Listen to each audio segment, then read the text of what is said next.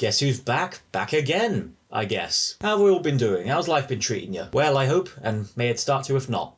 Good days are coming. Me, I've been doing pretty good. Been turning a corner in the ever-dangerous sounding rollercoaster seesaw that is life. And been rewatching some movies about space wizards. I've been wanting to do a full rewatch of the Star Wars movies, specifically the Skywalker saga, for quite some time now. But I always just kept putting it off. I just kept thinking, next time, because it is quite simply a really big time investment. But a couple friends of mine went to Star Wars Celebration last month, and that got me in a real hyperfixatory mood of the whole franchise. And so I just bit the bullet, and here we are now. Feel like it would make good use to talk about them. I've also done away with that weird lighting I had going on last time. I was trying to go for like a spooky kind of atmosphere because Del Toro, but it just meant I was mostly shadowing my face for a lot of it. We'll figure it out. There doesn't have to be any consistency to any of this. Freestyle, baby! Oh, and just a disclaimer, the rewatch I did was only for the Skywalker saga, the core 9 films, but I have seen the other 2 recently enough that I still know my thoughts on them and what to contribute to the discussion around them. Whatever that is. I was also thinking for a bit about doing the live action shows, the Disney Plus ones, because I'd seen all of them and I thought that might contribute something to the conversation. But no, I haven't seen all of them. I just keep forgetting that Andor is a thing. I hear it's good, but also, I don't care. I'll get to it. But just to give a quick rundown of my thoughts on them: enjoyable, excellent, boring, disappointing, decent but unfocused. Also, I am going to be going in order from my least favourite to my favourite, so there is going to be some level of negativity in the first portion of this video. I'm going to be fair with it. I am going to truthfully reflect my thoughts, but I am also going to try and be light with it, or at least make it more funny than angry. Star Wars as a franchise has generated so much online toxicity over the many years of the internet, and I just don't want to contribute to that. Who else needs to hear their opinion be validated a 1000th time at the expense of bullying another actress off social media? And on that note, like I said in the last video, it feels more important to reiterate in this one, but you are going to disagree. There are 11 films here, and there is a certain consensus as to which are the most and least popular, but even people who rank all 11 exactly the same way are going to have disagreements as to their overall thoughts and why they rank them in particular places. All I'm here to do today is just babble on for a bit about what I think of them, and hopefully you'll enjoy what I have to say about them despite having a different opinion to me. So again, you will disagree. And that's okay. Oh, one last thing. Full spoilers here. I tried to keep it light with the Del Toro video, but here, so much of what I like and dislike about these films goes into extensive detail about certain plot and character references. So if you haven't seen them, switch off now, unless you don't care, in which case, welcome aboard. Unless you're one of the people who I've said I will watch these movies with you for the first time, in which case, get out of here. This video will still be around when we're done watching them. Anyway, I think that is everything now, so let's dive into it, shall we? Into the longest time ago in a galaxy far, far away. Number 11. There are some franchises where, for me, the worst film could be decided by drawing straws between 2 or 3 different films. Not here, baby. Phantom Menace all the way. I'll start by saying I wasn't aware of Star Wars when this film came out. I was 3, but I just get such secondhand embarrassment at the thought of there's an announcement of a new Star Wars movie, the first in like 15 years. George Lucas is coming back to direct it. You've got a really talented cast. You've got like all this spectacular, striking visual imagery, and it's set during the era that's going to lead to the rise of Darth Vader. You've got all these elements of potential in the cooking pot, and you've got the fandom hyped as balls ready to go. And this is what sputters out into cinemas, and at the time makes nearly $1 billion?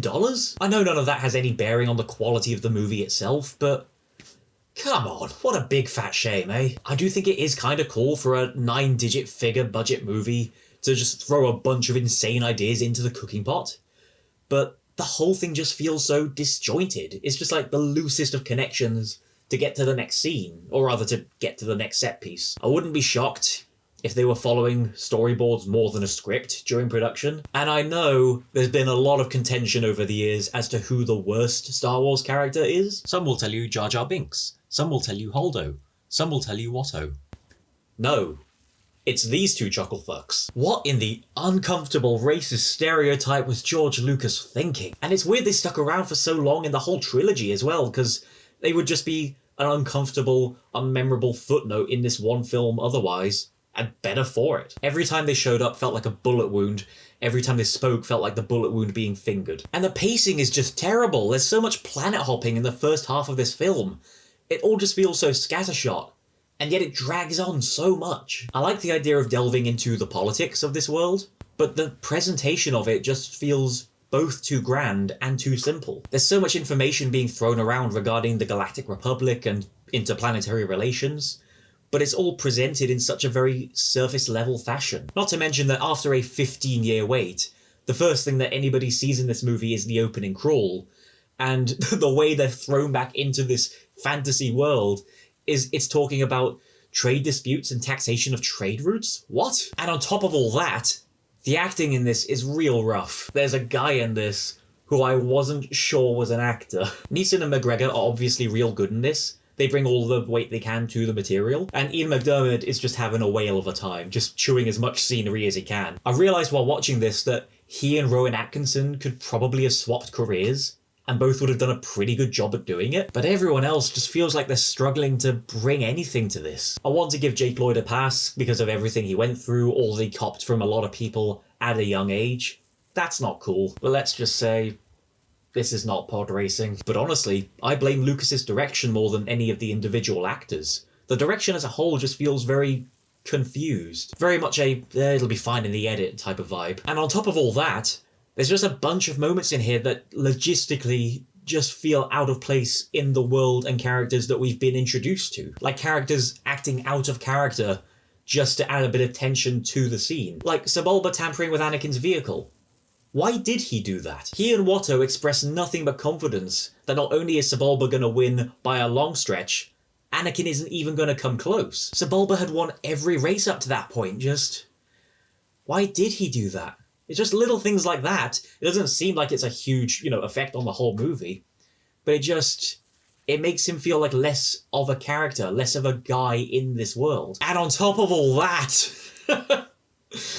the world building just feels so disjointed and strange. Say what you will about the sequel trilogy. I know you will say what you will about the sequel trilogy, but they at least felt like they were set in the same world as the original trilogy. And this one really doesn't. It feels like it's something from Valerian, or like the other side of the Blade Runner world. The Darth Maul fight is really neat though, but it, like every other lightsaber fight in the whole trilogy, feels super over-choreographed. So many of the main characters have to move to look really stylized and cool, but if you just take a step back and look at it for what it is, the movements themselves just feel kind of weird. Movies have fight choreography flumps all the time. Great movies do, but if they do a good job at making us care about the stakes, the plot and the characters, we don't notice as much, or if we do, we can forgive it. Not here though. There's not a whole lot about this film that is forgivable outside the memes. Also, first time I saw this, I didn't mind Jar Jar Binks, and I didn't mind him that much this time, but I did figure out the problem with him. He's just so at odds with the entire rest of the film, tonally and comedically. It's like he's from something else altogether. Like Lucas during development had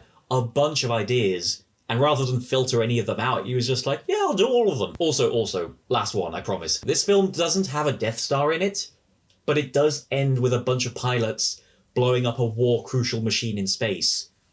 So it's basically another Death Star, which if you're counting this one, I think makes 5 out of 9 films, which is super fucked up. Anyway. Numero 10. Hot take time, gather around, we got a hot take, everybody, hot take. There are some folks out there who, wouldn't you know it, are a bit critical of the Disney era of Star Wars. But I found, this is anecdotal, I found most of them generally agree that the best one of the Disney era is Rogue One, that it's comfortably their favourite of that pile. And I do understand why. In theory. Rogue One doesn't come together for me personally because of a couple reasons. Namely, its pacing and its characters. And in a weird way, both suck because of the other. None of the characters are given much in the way of development or background. Not in any way I found meaningful anyway. Jyn and Cassian definitely get the lion's share, but it either wasn't enough to make them compelling, or what they had in the first place wasn't compelling enough to begin with. I did really like the scene where Cassian had to shoot his associate.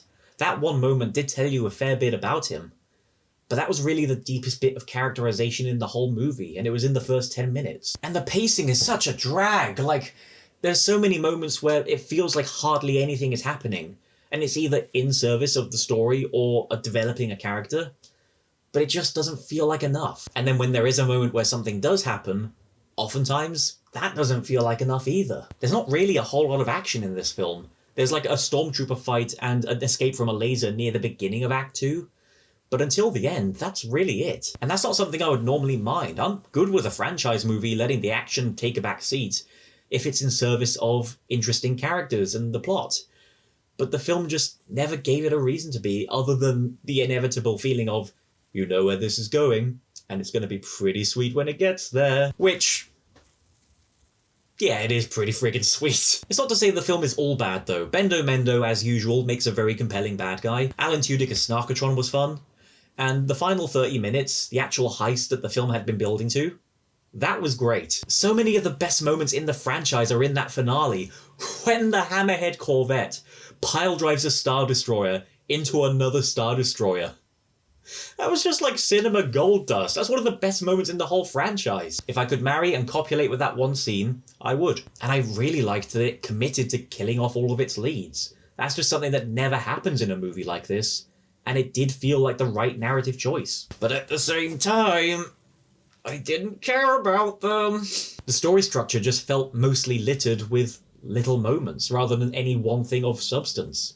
And that felt true until the end. So yeah, for me, Rogue One, really a missed opportunity, which I think boils down to the troubled production that this thing went through. I don't know what Gareth Edwards had in mind originally, but I think it was pretty unfair of Lucasfilm to hire him, let him shoot the whole thing, and then just completely redo the end without his involvement whatsoever. They have a real director problem, like currently, but especially during this era, which we'll get to later. Hopefully they recognise that now, and they won't just fire these guys halfway through shooting their movies, because they all sound pretty good. On to the 9th one! Before this rewatch, I actually had this movie a little higher up on the list. I actually had it a little higher than a movie I preferred to it, and that was pretty much just because it was more interesting to talk about. But after this rewatch, I just can't in good consciousness do that.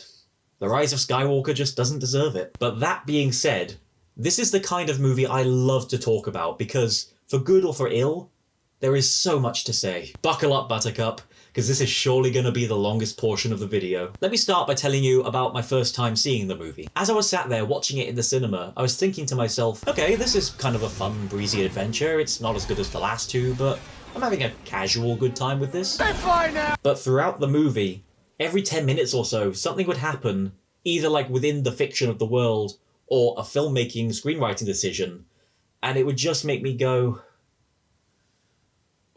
why did you do that? Love or hate the sequel trilogy, this film made the fatal mistake of not committing to the kind of film it should have been.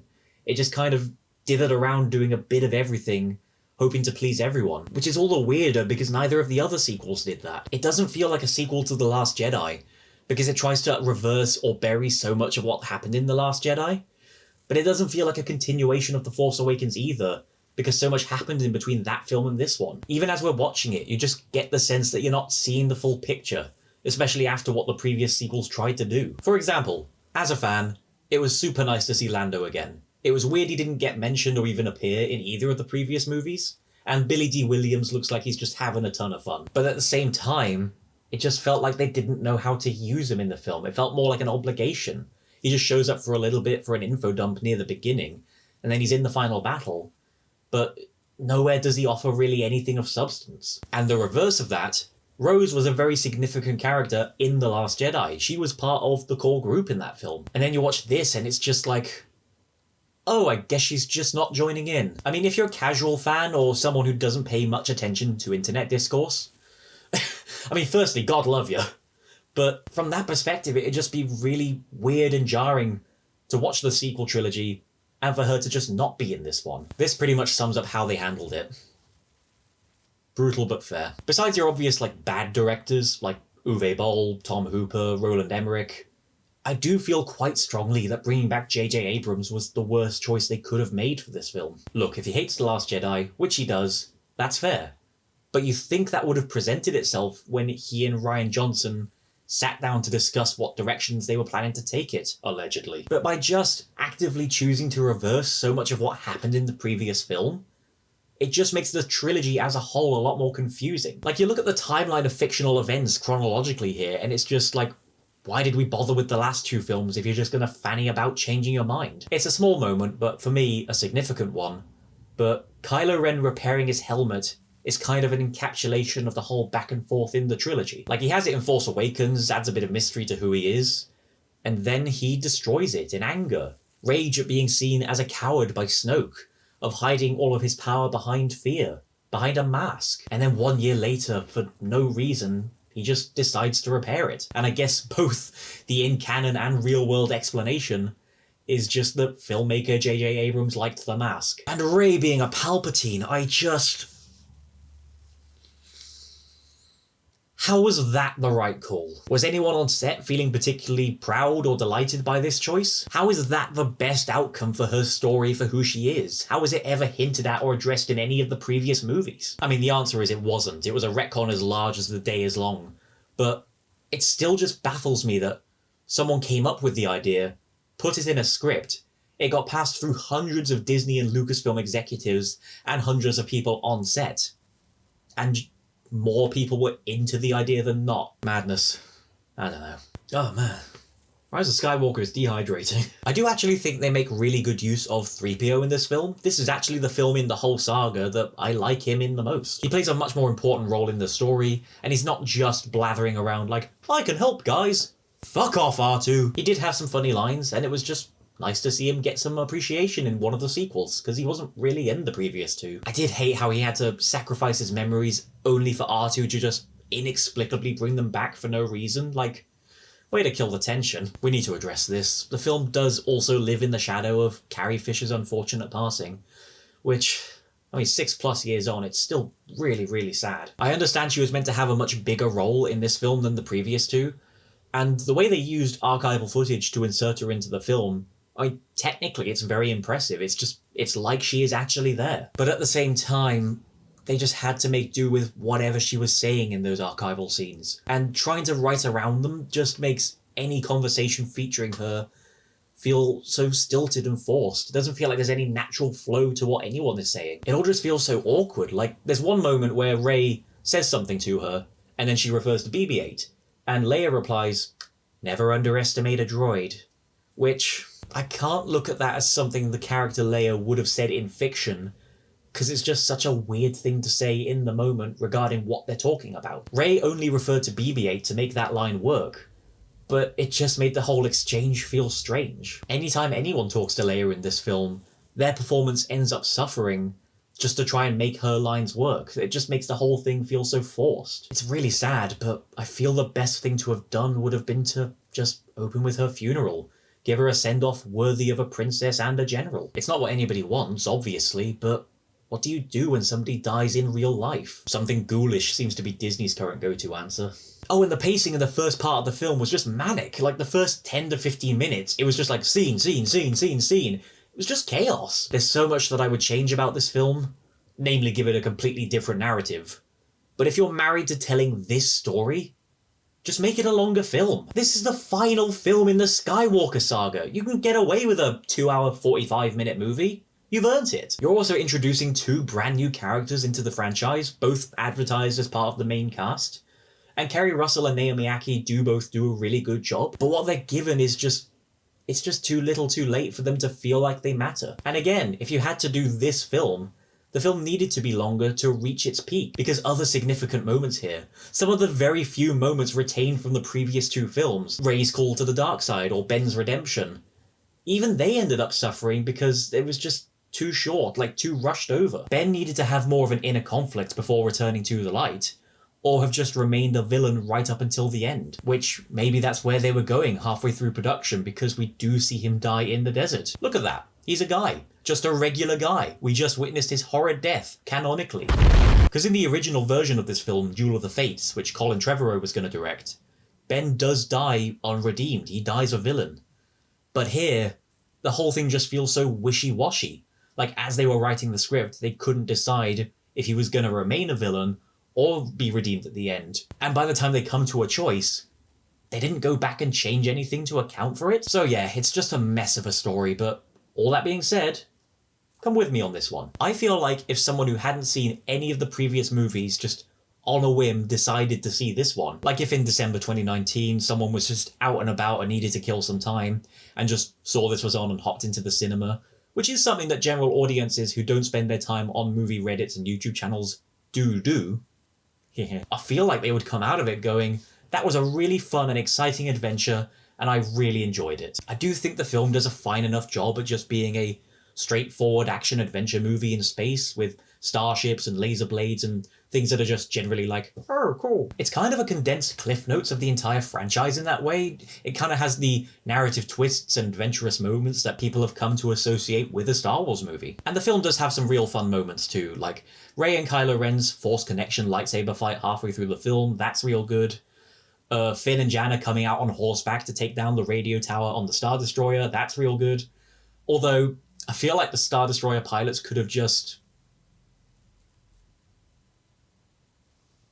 And there are a couple moments sprinkled here and there that, like in Force Awakens, kind of captures just the joy that I get from Star Wars just from it being what it is. There's a little alien in here who reminded me of Beaker from the Muppets. Okay. I think he's in it for exactly 1 second, but he just made me hoot and holler with glee. It's so silly. I love it. And Babu Frick is in this, so it's... I don't know what to tell you. It's just not the worst Star Wars movie. Babu Frick for president, please and thank you. But also, one of the film's weakest points can sometimes be those little moments where it feels like it's just desperate to get people who weren't on board with the sequels back on board. Like it's just grasping at straws. Luke's entrance into the film is really cool, but it was undercut by his opening line. I think it was, what was it? A Jedi's weapon deserves more respect. Which, at best, could feed into his growth from beginning to end in The Last Jedi. But it's just so hard for me to look at that as a line that he would say in that moment, as opposed to Abrams just staring desperately through the screen like, see fans, I'm on your side.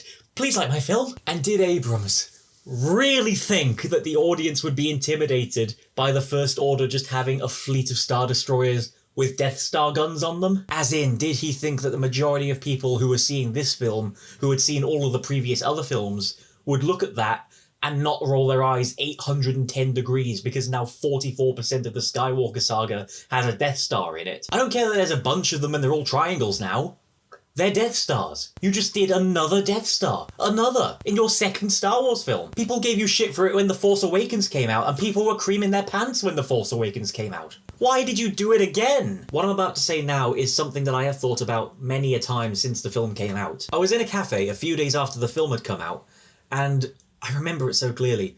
An ad for the movie came on the radio, and it said something to the effect of, "Witness the epic conclusion to a generation-defining saga, Star Wars, The Rise of Skywalker." And I just remember being sat there and just thinking, yeah, that is what that should have been. This was the final film in 3 trilogies, the conclusion to its own 3-part story, as well as the entire saga that people had been following for over 40 years by that point. And how sad is it that it's okay. Like, not even a really good all-around film that just happens to be the weakest of its trilogy, but just an okay film tied down by a bunch of flaws. I don't know, I just think it's really sad. But unlike what you'll read from the most vocal corners of Tinternet, I don't think it's awful. It's a kind of funnish watch, maybe to have on in the background while you're doing something else. Who's to say if Colin Trevorrow's version was going to be better?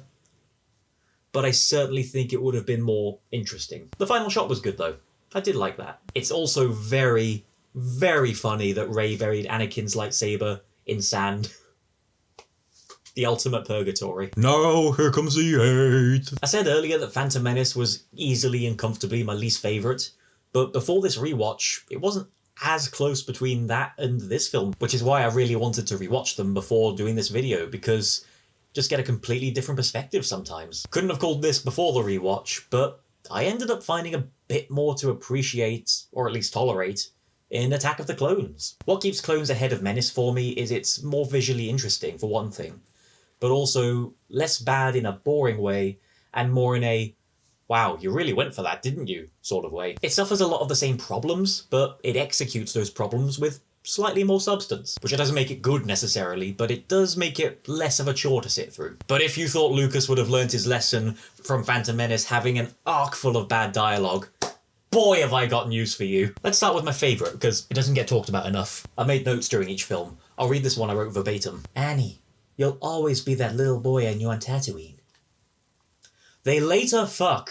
Who figured that was a good line to reintroduce these two together right before they launch into a romantic relationship? Just why? Just write something else. There's just so many little weird bits throughout this film that could just be taken out or changed and affect nothing, like the death stick scene.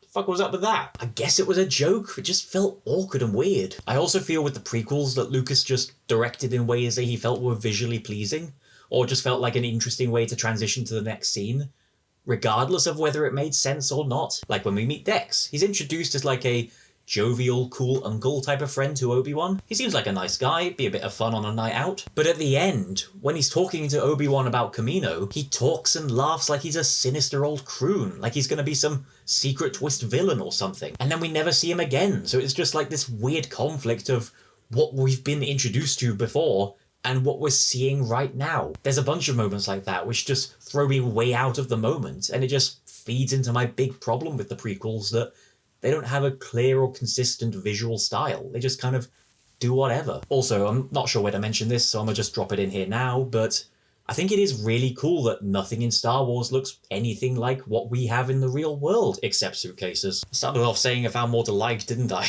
Might as well get to that. Mostly the new worlds and cultures introduced in this film are just much more fascinating than in the last one. I really liked what little we saw of Kamino. It just seemed like a really interesting world to be living in. Like, I would just want to explore more of what goes on in there. And the scene where Anakin goes back to Watto, that really caught me off guard, because I just simply did not remember it at all. But I thought that was a really good scene. It showed how both of them had grown, or not grown, over the 10 years since the last film, and it also just kind of cut down to who they both were at their core. It was a really good scene, starring two characters who are pretty insufferable. Yeah, I suppose we should get to it. He copped a lot of flack at the time, which wasn't fair. It's never fair when a fandom just decides to pile on a real-life person when they're just literally doing their job. But I just don't like Hayden Christensen in this. He's got the charisma of a piece of wet toast. Again, I think the biggest problem with the performance is Lucas's direction. He just doesn't seem interested in treating the characters as people, rather just a means to get the necessary information out and move to the next scene. Unless we actually need to focus in on a character's face and deliver a bit of dialogue that I guess he was proud of. I hate them. But Christensen is also to blame. It's not a good performance, and it doesn't help that Anakin as a character is just written so poorly. His behaviour and characteristics are just straight up, blatantly psychopathic.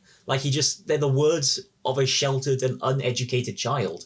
But since for the last 10 years he's been raised by the Jedi, we just know that's not been his upbringing. And no one ever addresses it or holds an intervention. We just get like a couple moments of Yoda and Mace Windu being like, oh, better keep an eye on this guy. Even when he confesses to Padme that he killed the Tusken Raiders, in the way that he confessed to Padme that he killed the Tusken Raiders, And I slaughtered them like animals. she seems stunned, pained even. But then she tries to excuse him. It's like everyone is responding to and playing off a different character to who we, the audience, are seeing. Someone who is less intense than who Anakin is. It just creates this weird whiplash in how the scene is playing out. The whole thing just needed a rewrite. Like, keep some of the moments, but overhaul the structure on how he presents himself and how other characters, especially Padme, respond to him. Because even though we know he goes bad, the construction of the scene makes it feel like he's meant to be more subtle about it. And he's just not. One thing I did like was Obi-Wan's relationship with Anakin. He did really feel like a proper father figure, or I guess older brother to him. He calls him young apprentice a lot, which made me think that it would have been kind of funny if throughout the film he just made him sound younger every time. Like next time he's younger apprentice and afterwards baby apprentice, and then by the end of the film it's like, you must think before you act, Ickle Didum's apprentice. Anyway, the part of the film I liked the most the first time around remains the same for this rewatch.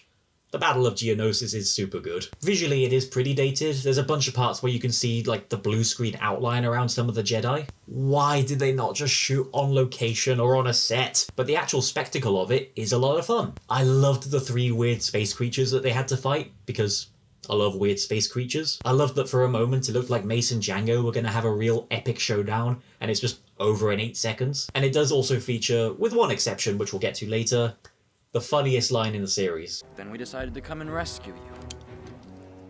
Good job. It does lose a lot of its luster when we get to the Count Dooku fight at the end though, where I feel like when Anakin's mum was having a pregnancy scan, it just showed a conical dunce cap instead. Yes, he's immature, yes, he's brash, But here he's just a moronic idiot. And he just straight up opens his arms for Dooku to cut it off. What kind of direction was that? And the Yoda Dooku fight, I just hated it. The Force fight was lame, the lightning fight was lame, the lightsaber fight was actually pretty fun. But again, just over-stylized and poorly choreographed. It was just more a bunch of spinning rather than any battle tactics. They had to let you know this was one of the prequels somehow. So yeah, thoroughly mixed on this one. It took me a pretty long time to figure out whether I liked Rise more than this or not. Pretty much the Battle of Geonosis was the thing that got this over the line, which I imagine that was the thing that Lucas put the most thought into anyway. Just seemed to reinforce in my mind that when people say they love the prequels, they're really only talking about Sith. Non siete. I went into this film with relatively low expectations. In a way, it was a miracle I was getting to see it at all. But I walked out of it going, that was a really fun, exciting space adventure, and I really enjoyed that. A few days later, I was like,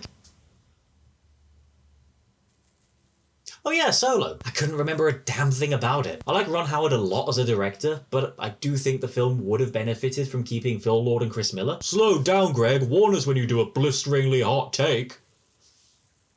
Like, even if their version of the film was so terrible, you just had to fire them halfway through production, forcing you to drastically inflate the budget of the movie, thus ensuring it would be less of a box office success, meaning you could say that people aren't interested in anthology films, despite the last one you made making over $1 billion. Even if it was that bad, it'd surely be more interesting, right? The cast is pretty good all round. Alden Ehrenreich actually makes for a really great Han. It was always going to be tough to measure up to Harrison Ford, a man who felt like he was made in a test tube in a lab to be a movie star. But he's got the cool factor and the charisma, and he plays really well off of Chewbacca, which is a crucial detail a lot of others could have neglected. And Donald Glover is honestly fantastic. He's got the coolness factor. He's not doing exactly what Billy D. Williams did, but he's 100% capturing the vibe. He's on the same wavelength. Also, I like the implication that he fucks his droid. That's funny. And Paul Bettany is a bit of a scene stealer, right? It's a shame Michael K. Williams couldn't have remained in the role during the production of the movie, but it's also an awesome story how Paul Bettany got the role. Look it up if you don't know it. It's a great story. Emilia Clarke is good, but I feel she doesn't get enough time to make as much of an impact as she probably should have. If Lucasfilm really aren't bringing back recasts, like if that's the lesson they took away from this whole thing, then that's a real shame. I'd be down to see Ehrenreich again, and Glover absolutely deserves to come back. Like, I will 100% of the time take an honest-to-goodness, flesh-and-blood human being who looks slightly different from a guy who was their age in the 80s over a CGI ghoul who just isn't there. I don't care about a sequel, but you can pull parts of this into your Disney Plus show or whatever. There are good things here. Most of the things I don't like about the film are mainly to do with the fact that it's a Han Solo film, which feels unfair. It feels like I'm punishing it for just existing. But at the same time, I wouldn't care that badly if they didn't make it. I remember in the build-up to this film, people were joking about things that were gonna happen in it that actually did end up happening. Like, we learn how he gets his blaster, how he gets the Falcon, and how he gets his... name! Maybe my least favourite moment in all of Star Wars. Or at least the part I'd take out first. Why? Simply why? With this being canon, it also makes it weirder that Han and Leia decided to not give their son Leia's surname of actual royal descent, but we're okay with giving them Han's made-up I'm by myself surname. I mean, Ben Organa has a pretty good ring to it, right? Star Wars is kind of a weird franchise to get into because when it comes to the films, it's pretty much gonna be all or nothing. Like, you're gonna struggle if you want to watch Return of the Jedi, but are not interested in Revenge of the Sith or Force Awakens or whatever. But if you are gonna skip only one, I feel like this is by default the easiest choice, even though it is pretty good. Alternatively, I feel like if you're on the fence and you don't want to be hit with all the world building and the lore and such right away, with the exception of A New Hope, I feel like this is probably the easiest way to get into it. It's a bit of a light romp. It's overlong and lacking in substance and a reason to exist in the larger canon, but it's a good time. On to the sixth! A unique criticism I find myself finding in other films is that they're a film of two halves. Return of the Jedi, though, is a film of 3 acts. Obviously. But I mean that in the sense that it has a strong beginning and a really strong ending. And there's a real great portion in the middle there too. It just needed trimming down. The pacing isn't great, like it takes its time to get going, but once it goes, and then it reins it right back in for a bit, and then it goes again. The biggest problem is that we spend too much time in the beginning in Jabba's palace, and it's here in the special editions that you can really see the worst of the prequels bleeding in. The other two make it out okay, relatively, but this portion of this film, it's a big oof. And Slave Leia, Even for the time, that's just up and down a mistake. Carrie Fisher was very attractive, don't get me wrong, but... poor her. Once it does pick up though, the time that we spend here is really good. It's just really cool seeing Luke be a badass and how he's progressed from when we first met him. Even though he didn't finish his training, it is very satisfying. And the scene he has with Yoda early on is actually really emotional and effective. And then the one he has with Alec Guinness right after as well. And it...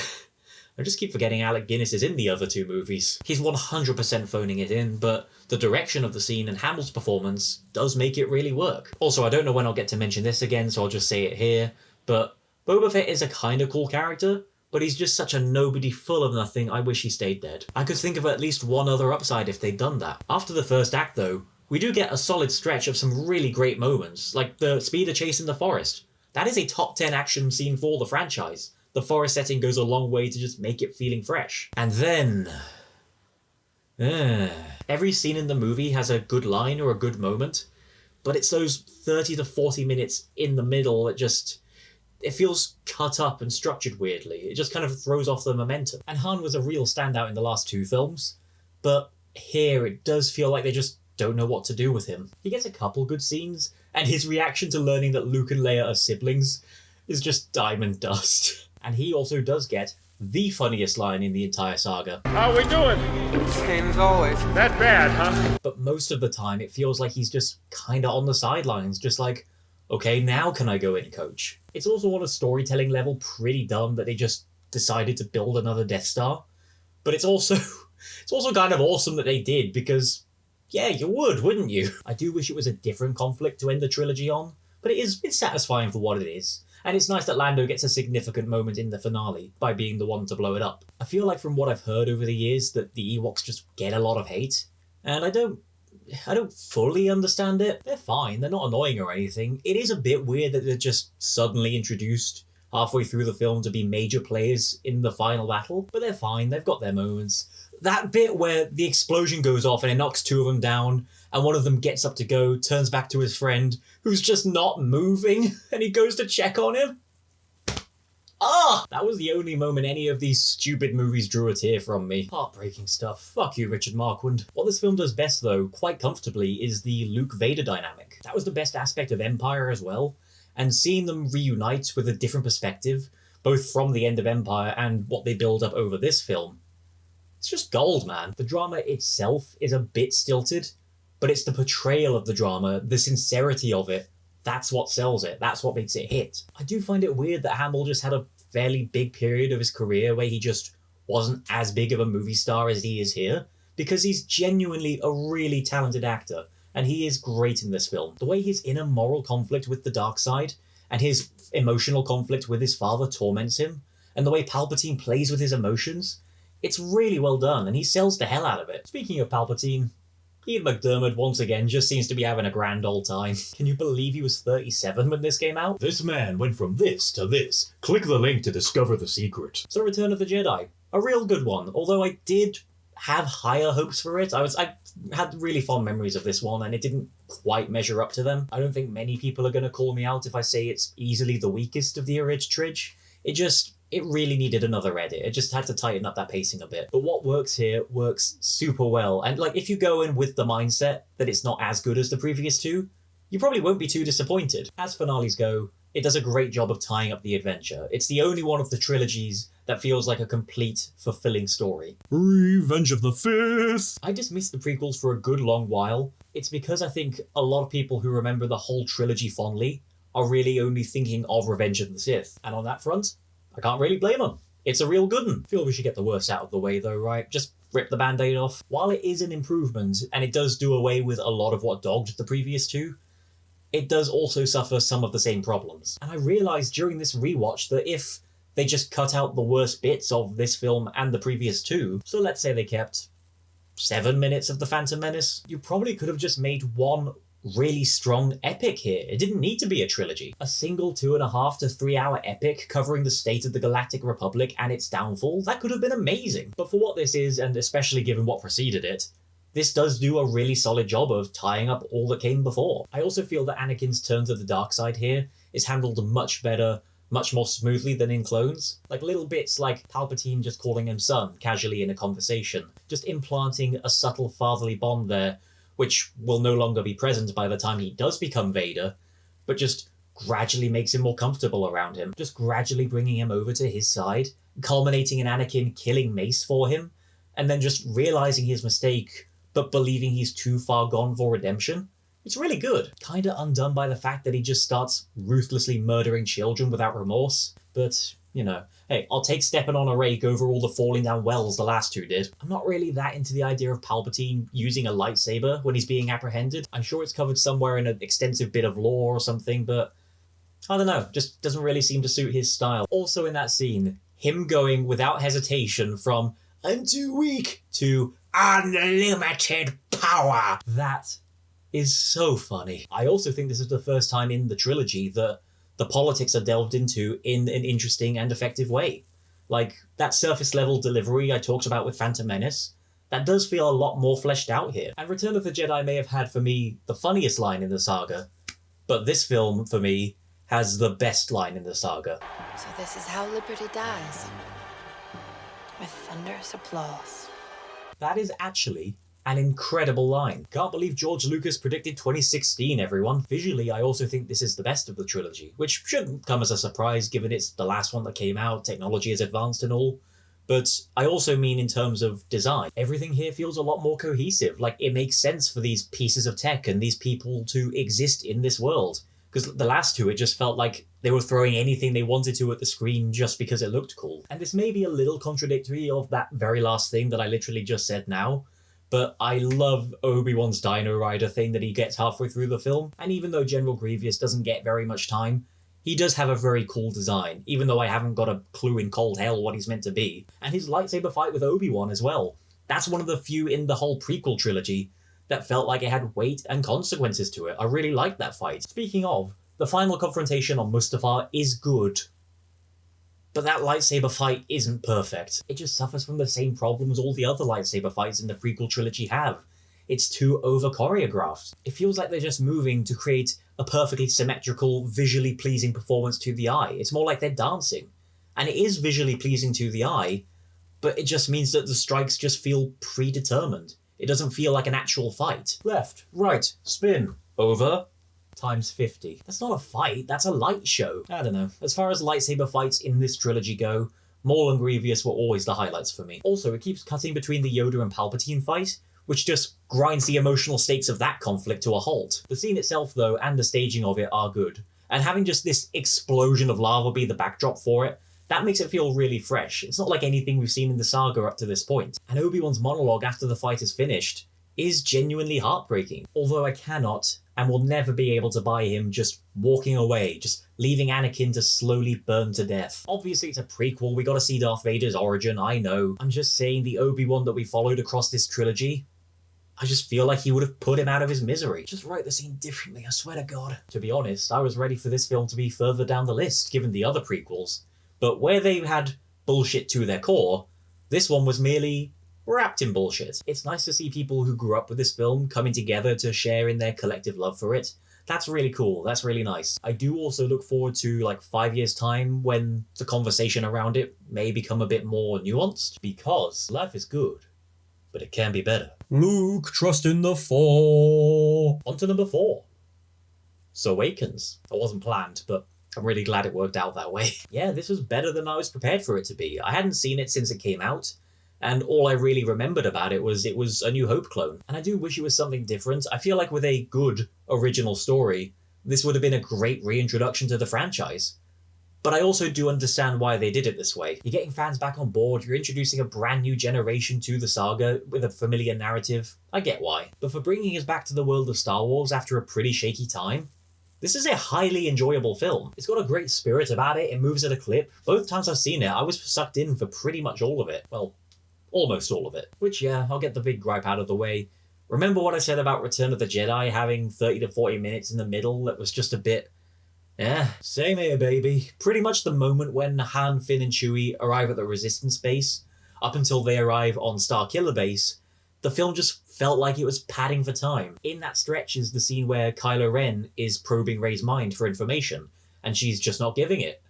And that's portrayed by them just cutting between the same slowly zooming in shot on both their faces like 4 or 5 times. I think it lasts for like a full minute. It just feels so awkward. Just cut that in half and you're good. If that entire 30-minute segment were just slightly reorganized and also cut in half, I feel the film as a whole would just flow a lot better. And there are a couple moments that I'm not too big on. They really haven't aged well. What example can I give on that front? A good question. For another time. Also, it's really weird and a big shame, to be honest, that nobody ever thought in any of the sequel movies to write a scene where the original trio share screen time together, where Luke, Leia, and Han are back together again. I don't know, just feels like a missed opportunity. But that is the bad out of the way now, so let's make like a geezer and gush. The opening of this film, coming off the back of the prequels, was like being splashed with a bucket of cold water. Like I'd just been woken up from an overlong, boring, ugly, badly acted dream. The upgrade in style and personality here rules so hard. The segment where Poe is going along and he's firing back against First Order troopers, he takes out Finn's friend, and then we transition over to Finn and we follow his perspective. It's such a clever bit of cinematography and editing that immediately lets you know the importance of both characters and the bond they'll end up sharing. The action is very strong here as well. They managed to use visual and practical effects in a way that made the worlds feel large, advanced, and dangerous. I loved the Falcon chase on Jakku. I loved the Stormtrooper showdown on Takodana. I did not like the sequence on the Falcon with the Rathtars though. Conceptually, I'm all about it. This big group of bounty hunters being picked off by these terrifying creatures on a ship hallway, but the creatures themselves didn't have a great design. The lighting and direction felt removed from the momentum of what was happening, and it was so lame that they killed everybody they saw on sight, except one of our heroes who they just decided to pick up and take back with them. It just felt like a scene that was written purely to tide people over to the next action sequence. The returning cast is great as well. Carrie Fisher doesn't get a whole lot of time as Leia, but what she does just lights up the screen, and it's just so true to Leia. It's just wonderful seeing her again. Although, after Han dies, Leia and Chewie just walking past each other, just missing each other, not sharing in a moment, that's pretty inexcusable direction. And Harrison Ford, for the first time in the whole saga, looks like he's happy to be there. And I love that he takes on this mentor role for the newer characters, because he's clearly not meant for it and he's clearly not enjoying it, but it's just how they've ended up together. And the new cast are great and bring a lot of charm and presence to the film. Daisy Ridley and Adam Driver are the standouts here. Driver does suffer from being behind the mask for the majority of the film. It's a cool design and he is suitably menacing enough, but I just feel we could have done with the face reveal a bit earlier, like at the end of Act 1 when he's seeing Snoke for the first time. Also, I know it's better that Snoke isn't kaiju-sized, but a small part of me wishes he was, just as an insane choice for someone on the writing team to have made. Like I mentioned, what I like most about this film is its personality, and even though it's seeing a pretty standard story that we have quite literally seen before, it's a ride I don't mind going on again because we're in different company, and the way these characters are written are both wildly more fun than anything in the prequels, and just feel like people. Little beats like Finn and Poe's exchanges while they're escaping, like how they hardly know each other but they're just bonded over their will to survive. Like, stuff like that is just gold, man. And the film does introduce my favourite character in all of Star Wars, with no exception and minimal challenge. BB-8. BB-8 is just quite simply the greatest thing introduced in the entire canon. Just this sarcastic little dork who's fed up of everyone's shit, but he's also the friendliest looking thing you've ever seen. He at once gives off the vibe of not knowing what's going on or where he is, and being the smartest one in the room. So good. Where's my 5-season Disney Plus BB-8 show, Kathleen? So, great film all around. I wish it was something different, but I see the value for the thing that it is. Watching through the prequels felt like a chore. This felt like a party, and I was happy to be invited. I hope all future Star Wars movies do things a smidge differently narratively, but in terms of style, this is it. This is what I like. A proper crowd-pleasing, character-driven, buccaneering adventure. Number three. Into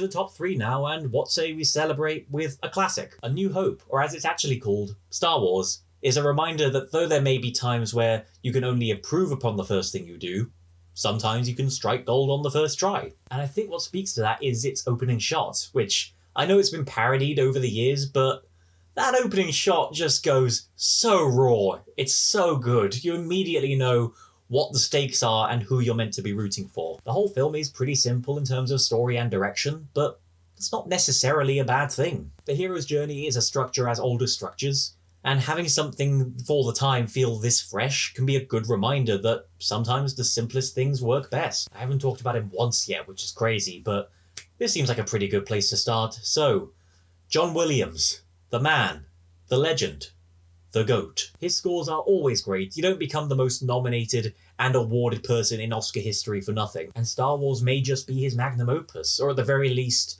the thing that best reflects what kind of composer he is. The music that he creates from the ground up, and the way he weaves leitmotifs into other themes where appropriate. It's just cinema magic, man. The Force theme playing when Luke turns off his tracker at the end.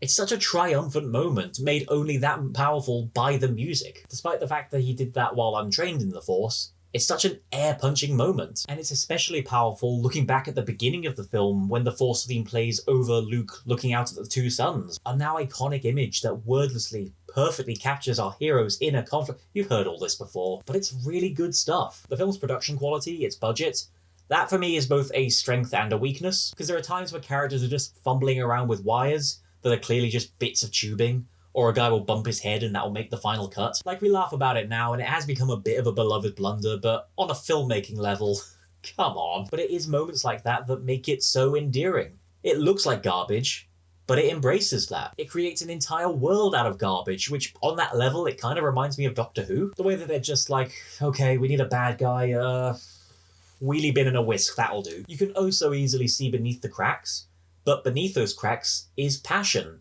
A will to see this story be told, and the actors sell the hell out of it. The OG trio of Luke, Leia, and Han are three of my favourite characters in fiction ever, and it is pretty much because of Hamill, Fisher, and Ford's performances. And also the way they just snark about everything, like, to an insane degree, like, in a very dire situation where you just have to be taking it seriously. It does offer a lot more fun to the situation. I feel like it's the kind of vibe that pretty much every blockbuster post-Avengers has been trying to recapture with their quip machines, but here it does just feel sharper, more human. I saw a post quite recently which described the trio as each one of them thinking that they're the smartest one, dealing with two idiots, which, I don't know, I just think that's perfect. Also, we have another bit that I want to mention, but don't really have a natural place to mention it, so I'll just say it here. But Obi-Wan, the noise Obi-Wan makes when he scares off the Tusken Raiders is the hardest I have laughed in a long, long time.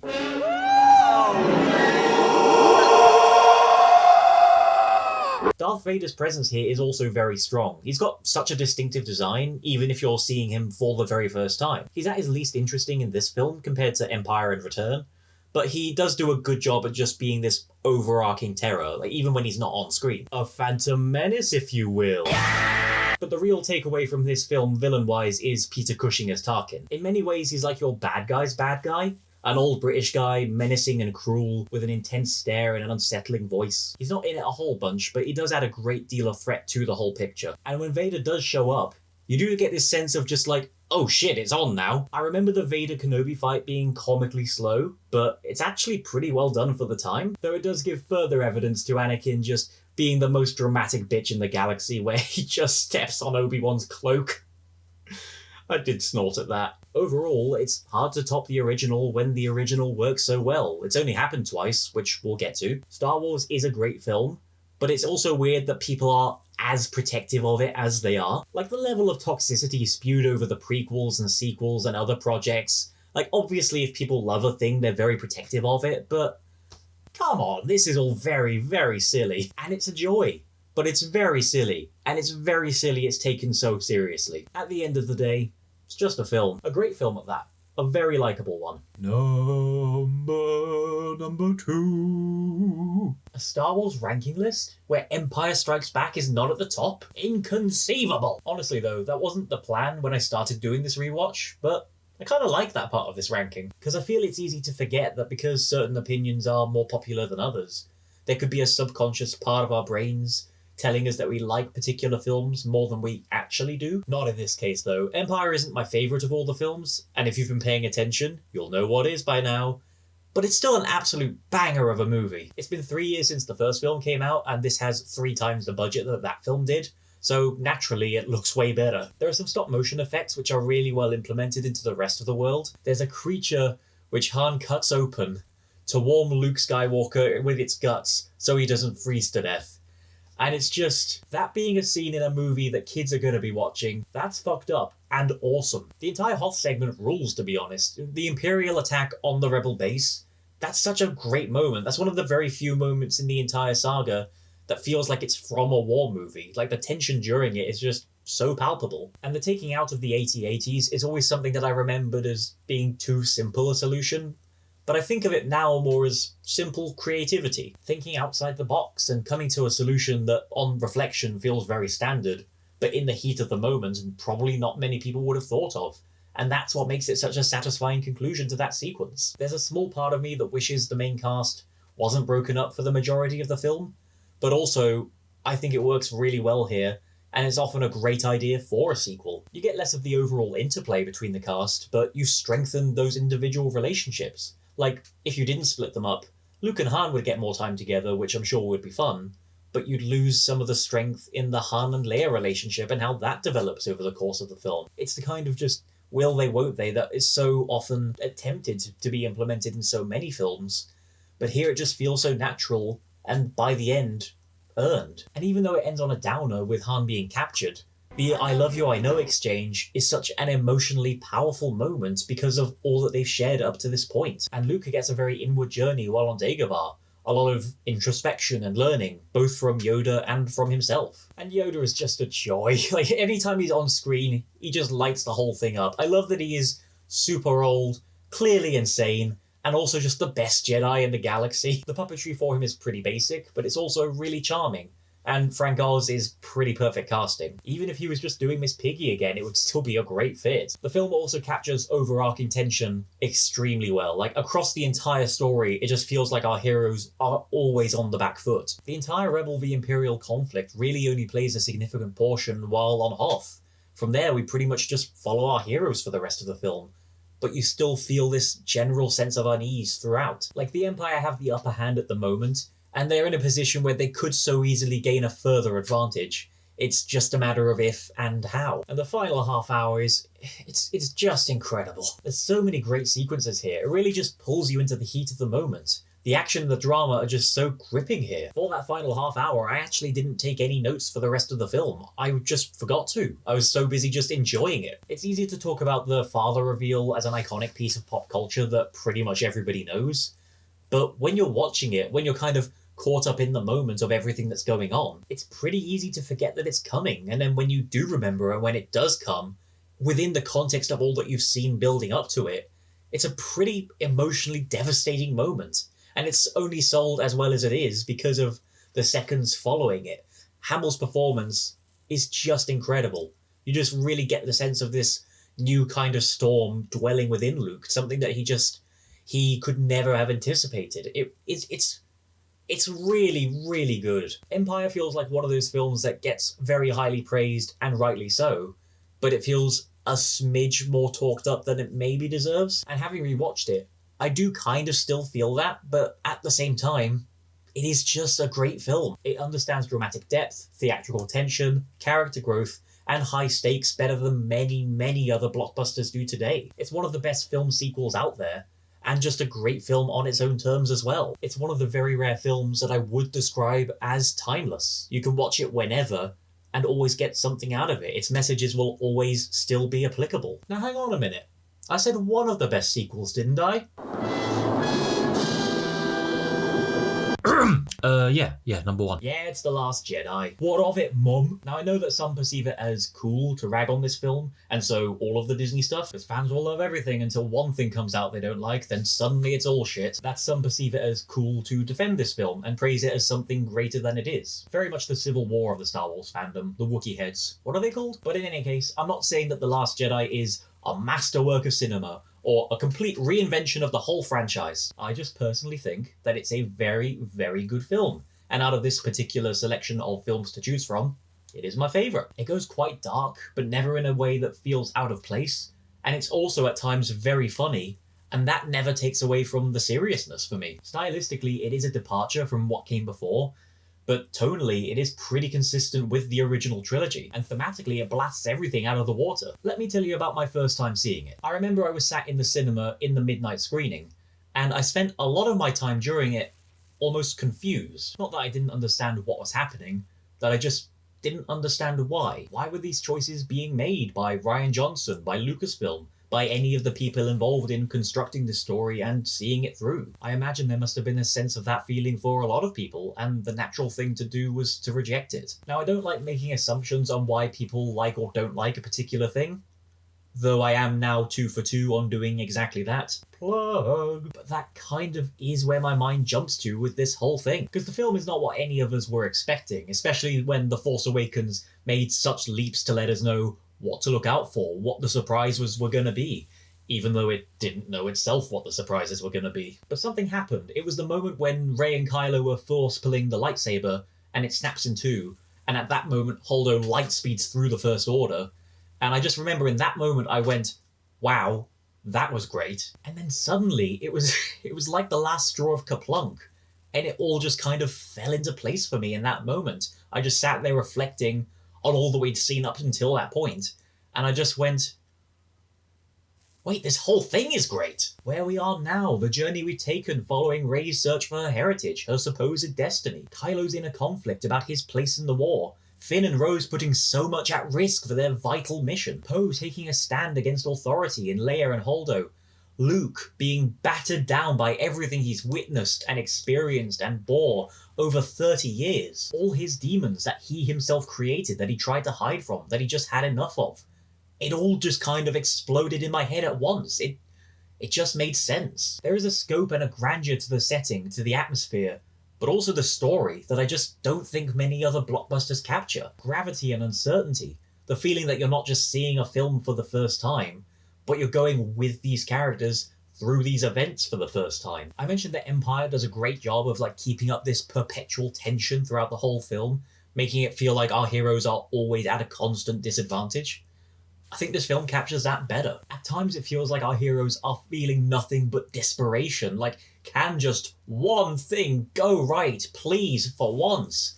And there are a few moments where you think, oh, it's finally gonna go right, it's all gonna go uphill from here, and then it just doesn't, and it just feels like they're somehow worse off than they were before, and you didn't think that was possible. In the scenario of good versus evil, where good pretty much always wins, this was just one of the very few times where I didn't know what was going to happen next, even if they would win. I knew at the back of my mind, but there was still a real cloud of uncertainty, and that's just not something that I feel very often in a film like this. And watching it again recently, I had that feeling again a few times, even though I'd already seen it and knew what happens. The conflict between Leia and Poe is a great through line for the entire film, and this line, There were heroes on that mission.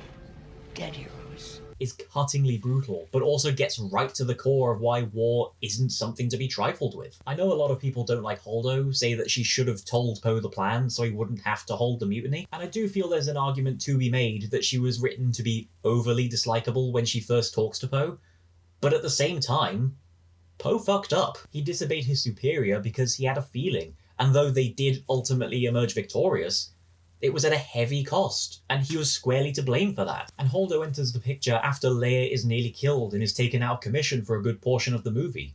She has every right to be pissy with Poe for essentially leading them to this point, for nearly getting her friend killed. I do understand the criticisms, but I just see the very same thing that played out as you saw as a strength. And that's why I love films. We all see the same thing, but at the same time, something different. We just have a different experience from each other. And the way it culminates in Holdo's sacrifice, and Leia informing Poe of the reason they all let it play out this way, that despite his different perception, they really did have it under control, it's just good to see him grow. It's a great piece of character progression.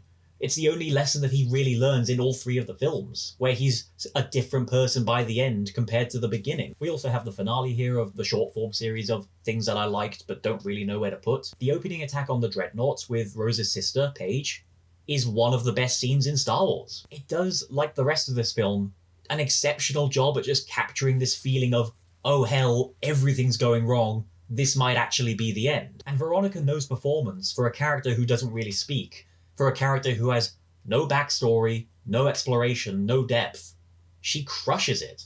I love that scene. It was just such a strong way to open the film. This next part may seem like I'm jumping through hoops to try and praise everything in the film, but bear with me. But I do really like Finn and Rose's journey in this. John Boyega and Kelly Marie Tran make for a great duo. They play off of each other very well. They have a lot of chemistry. And I know there's a lot of criticism on the role they play in the film, or rather the journey they go on. But here's why I like it. It's probably why you don't like it. Because the fact that it's a very long-winded journey, and it just straightforwardly, quite literally, amounts to nothing, that would seem like a waste of time to the audience. But it's also like how people talk of Indiana Jones if he wasn't in the main plot of Raiders of the Lost Ark. The film would have ended the same, with the Nazis being annihilated by the Ark. But then we wouldn't have a movie. We wouldn't have a journey to follow this character through. We wouldn't have sequences of great spectacle and narrative importance. And the same is true here, and it again feeds into how I like that pretty much every single thing the good guys try to do just goes wrong. Just like, okay, now what can we do? Just like that feeling in the face of absolute hopelessness, you just keep trying. Do I think that Canto Bight is great? Well, not great, no. I do feel it is padded out a bit. It is weird that when the big-eared horse creatures escape through the casino, that they do the everything's steady and then they crash through the window like 3 times. But I think it's more of a flaw of the pacing than the writing in that sequence. Because going back to my boy, we get this bit, which rules. But we get them meeting the stable kids, escaping with DJ, sneaking aboard the Star Destroyer, very, very nearly being straight up executed, Finn versus Phasma, and then escaping onto Crate, and BB-8 piloting the Walker. There's some great stuff in here, man. And again, the fact that everything they were doing ended up being all in vain, it's just interesting to see that in a film like this. Because we've got pretty much every other blockbuster in existence to fall back on if you want to see an idea work against impossible odds. Just seeing them stumble through and not achieve their goal, but they make it out okay, and now they just have to stay alive to plan the next time they can attack. I'm just all about that. And speaking of that whole portion of the film, a character I feel gets overlooked a lot when talking about The Last Jedi is DJ. Yeah, DJ, that's his name. Weird, right? But on top of Benicio del Toro giving a real good performance, making him a very distinctive character in 40 years and 8 films of very distinctive characters, he also represents one of my favourite themes in the movie, grey morality. That's something that's been toyed with in the other films, particularly the prequel trilogy, but it's never felt like it's amounted to anything more than, well, this guy's a good guy, but he might be a bit of a baddie, or he might then change back, I don't know. In one little scene here, we get a much grander, galaxy-wide perspective on how political wings and the general people feed into a corrupt system. You think of the scope of heroism and villainy in Star Wars, and it feels very clear-cut, because it is. That's how it is in all the other movies. But here, seeing that the 1% on Canto Bight get their wealth from selling weapons to the First Order, but also the Resistance, it's a real breakthrough moment for Finn in his perception of the wider world, because all his life he's been a stormtrooper, so his perception of the world probably has been quite binary, quite black and white. But also for us, because it's something often not considered in these movies. It's such a little moment, but it adds a whole deal of weight to the world and the narrative. Nobody's perfect. Failure is to be expected and accepted. Anyone of any creed and background can rise to greatness. This whole film is like a Scooby-Doo stacked sandwich of themes that all weigh in on the story in meaningful ways. Another element of the film that I was initially mixed on, but now I just love, is Snoke. He's such a terrifying character. Like, Andy Serkis is the mocap master. We all know that. And his nasty design on top of all these little cruel micro-expressions he has all just adds into the feeling you get when you look at this guy for the first time. This is someone to be feared. He's such a great bad guy, and it's why his surprise death was initially disappointing to me, because I was just really enjoying watching him, and I was just thinking in that moment, I can't wait to see him in the next film, which I guess you do, but you know what I mean. But then if you just keep him around, you're basically just doing the Luke Vader Palpatine thing again. So yeah, kill him. Make it an interesting divergence in the story that we were expecting, in service of the one that we get. And it leads into the Praetorian Guard fight, which rules so hard. It's such a great sequence. People rag on it for choreography flumps, which is fair, but they also exist in other movies that people aren't as eager to bring them up in. Look, I love The Dark Knight, but what is going on here? What was that? And pretty much from that point to the end of the film, I have no flaws. It all just works. I also love the Rashomon vibes of understanding what went down the night that Ben turned fully to the dark side, both from his and Luke's perspectives. Just having a simple misunderstanding being the very thing that tips the scales, that's just interesting to me. And I know that Luke's portrayal in this film has been the subject of intense discussion, but this moment of weakness, for me, doesn't make him out of character. it makes him human, or whatever the human-looking people are in this universe. Because for a character who is nothing but a positive force for good, who never gives up, to see the possibility of everything that he stood against rearing its head again, I just don't see why he wouldn't have briefly considered stopping it before it started. And he felt immensely ashamed of it anyway. To me, that doesn't display bad writing or a betrayal of the character, that just makes Luke a better character. And when it all just comes crashing down around him, just all his worst fears coming to pass, and it's his fault, I 100% get him just piecing out, wanting nothing to do with it. I'm sure a version of this film could have been written where he was always planning a comeback and never truly gave up. I just don't think it would have been as powerful as what we do get at the end when he returns, which, by the way, for me, top 3 Star Wars scenes. The fan in me does wish we could have seen older Luke having an actual lightsaber fight, but that's never really been what the film's been about. It wasn't about striking a decisive blow, it was about living to see another day, just not giving up in the face of absolute hopelessness. And that had been fulfilled by Luke Skywalker, who had given up, that just makes it all the more fulfilling for me. And that's not to mention that though he wasn't into the way they handled the character, which I completely understand, Mark Hamill, regardless, gives an incredible performance here. I'd say the best in the franchise. He captures Luke's vulnerability, his snarky nature, and this grizzled wisdom that we kind of got a glimpse of as he'd grown into Return of the Jedi, and this does just feel like a natural evolution of that. He does feel like the same guy. I struggled for a long while to figure out who my favourite character in Star Wars was, and Luke was certainly in contention, but it was this film that made me realise Luke Skywalker is my favourite character in Star Wars. Specifically this rendition of him. And I love his relationship with Rey. Rey as a character has one of the best pieces of growth in this film. Starting out certain not of who she is, but that she must be someone. Learning that there's more to the war than what she and Luke can simply accomplish. Also, I love the visual theme of lifting rocks in this film, especially after Luke says this. The Force is not a power you have. It's not about lifting rocks. I just think she's handled very well in this film. And another thing, Rey is a powerful character here. Her strength in the Force does come to her quite naturally. But, and this is something that's going to depend on your perspective, the same way that Vader brought balance to the Force, only returning to the light upon seeing his son dying in front of him. The prophecy of the Jedi comes true, but only because when the Chosen One loses his way, there is another one to bring him back to the path. Darkness rises, and the light to meet it. So I don't really have a problem with an especially strong student of the dark, Ben Solo, being balanced out by an especially strong Force user of the light. Rey needs training, which Luke does provide. She needs to be taught not to just use the Force, but how to be one with it. But like Luke back in his day, she bails after a couple days. I think Rey's power in this film is fine because, unlike what some people will tell you, she does suffer. She does face hardships. She is desperate to find out who she is, to be shown who she is. And she suffers looking for the answer in that cave on Ahch-To. And she's closer to the dark than ever before in that moment. And when she eventually gets her answer, it's obviously devastating to her. Not to mention that the Force connection that she and Kylo had been having together throughout the entire film, for her to learn that that was never real, that had been orchestrated by Snoke, that's a heavy thing to hear. I don't know, I just feel like when people flippantly call Rey a Mary Sue, saying that she doesn't face any struggle or hardship, that they're just going off of memory, off of feeling, because she does. And it's good shit, bro. I only wish we could have seen it followed up in a satisfying way. Wait a second. If Snoke created the connection between Rey and Kylo, but Snoke was a puppet made by Palpatine, why was Palpatine shocked to learn of their connection in Rise of fucking Episode 9? And just to go on a brief tangent, which I have kind of addressed already a few times, but there were people who were obviously very critical of this film, and then even more so of Rise of Skywalker. And I know there's going to be people who say that it was always going to be a bad trilogy,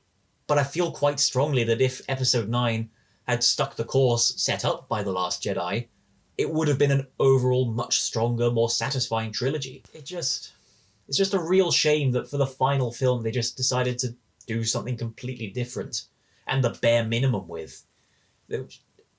Just all the potential in the world was here. The thing is, and this is important given the video that this is, I don't believe this is the best Star Wars movie anymore. Now that we know where it all ends up and how unsatisfying it is, this film does get affected retroactively as a result. So what I'm saying here is that I know that, and I acknowledge that, and so if I was judging this in a more objective sense, people use that word wrong all the time, I would probably put this second or third. But what I elect to do is view this film in its own context, knowing that it's the sequel to another film and another trilogy, and it leaves the doors open for another film to follow, because doing that gives me a better experience than The Empire Strikes Back. And some of you may not like that or call me contradictory for that, but have you considered crying about it? Sorry.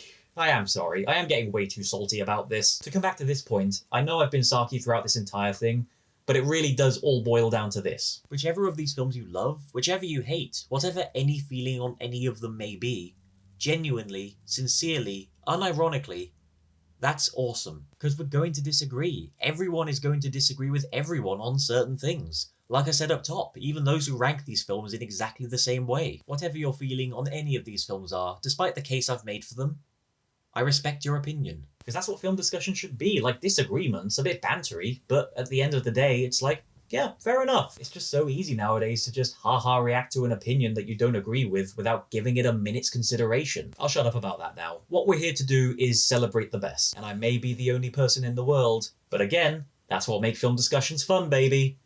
But for me, the best is The Last Jedi. This is a film that if you tell me you don't like it and you explain why, or even if you don't, even if you were just like, yeah, it's a bit rubbish, innit? I would totally understand why. It's not for everyone, it's obviously generated a variety of opinions, but I love it anyway, and those variety of opinions, the discussions that it's forged, only makes me love it even more. Great Star Wars film, best Star Wars film, straight up great film. IMHO. So there we have it. That's all the movies wrapped. Thanks a lot for watching this. I really hope you enjoyed it. I hope you got more out of it than just the urge to bench press your desk through the nearest wall. Force Awakens above Revenge of the Sith, yeah! But seriously, thanks again for watching, and let me know what your favourite Star Wars movie is. I'd love to hear about that. I always love hearing what other people's favourites are. I haven't got anything concrete lined up for another video, but I think it's probably a bit more likely that I'll do another one now that I've done this one, now that I know Del Toro wasn't just a one-off. Whatever it is though, I'm gonna try and make it a bit shorter than this, cause woof. So yeah, not sure what's coming next, but I do enjoy filming and editing these, and I hope you enjoy watching them. Take it easy. Have a good one.